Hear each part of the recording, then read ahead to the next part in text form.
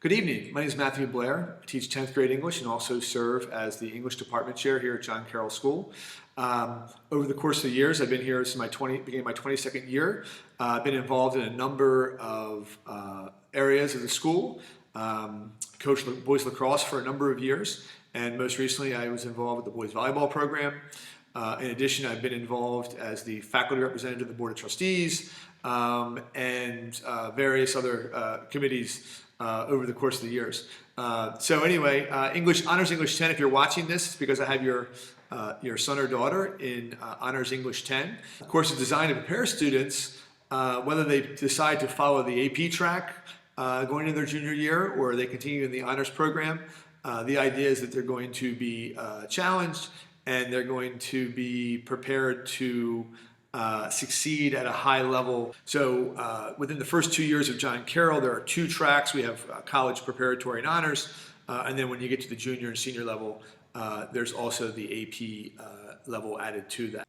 AP level, if you're not familiar with that, is exposing students to college level English work. If they're able to perform successfully on the national AP tests that are offered in spring, then they have the opportunity to earn college credit during both their junior and senior years here. So Honors English 10, the way it's structured, try to give students exposure to a wide variety of literary forms. The units are built around major literary works throughout the 4 quarters of the year.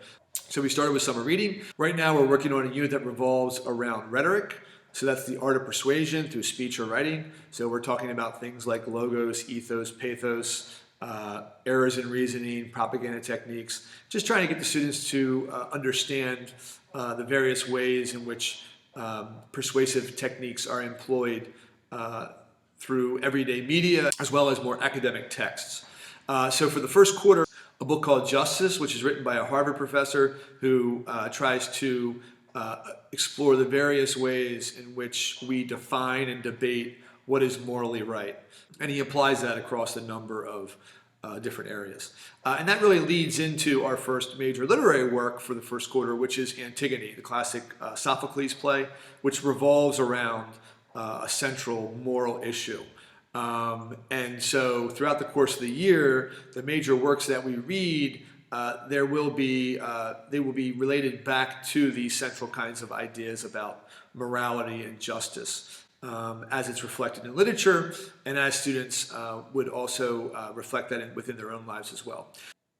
Other major works in the first semester are the classic The Catcher in the Rye and the Shakespeare play Othello. And both of those works will be examined through this lens of morality and justice, specifically how some of these issues relate to our relationships with our family and our friends. Second semester, the major works will be a modern play, August Wilson's Two Trains Running, which is a play about a community that's being destroyed through urban renewal in the 1970s.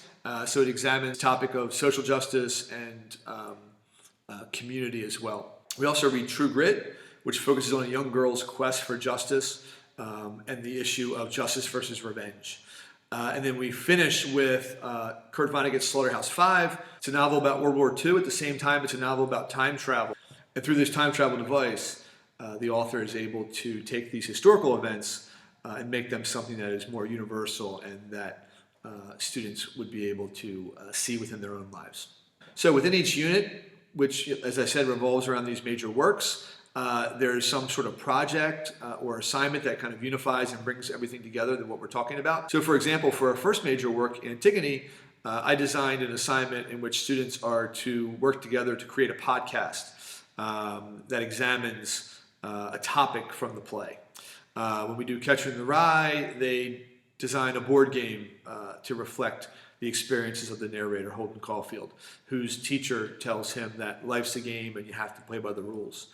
Whereas for Othello, the focus is more on debate topics and having students work within groups in order to create an argument that examines a particular topic in the play. So then it returns back to or brings back this the rhetoric that we are focusing on now that will be applied in the Othello project as well as other things that we're going to be doing throughout the year. Something else I should mention, it's a big focus in Honors English 10, is second semester. I have students complete a 20-time project, and a 20-time project is basically like a mini senior project. It's a self-designed, student-led, student-guided project. They determine their own project as far as what they want to learn more about or what they want to examine further. And that becomes the basis of what their project would be. And so they'll spend the second semester working on that. And with the final product being a presentation, oral presentation that they will give about their experience and what they created, how they created it, and how they were impacted through working on that project. So that's a quick overview, just a little sketch of what we do in Honors English 10. But feel free to reach out to me if you have any questions about the class, or you have any questions about the English program in general here at John Carroll. My email is mblair@johncarroll.org.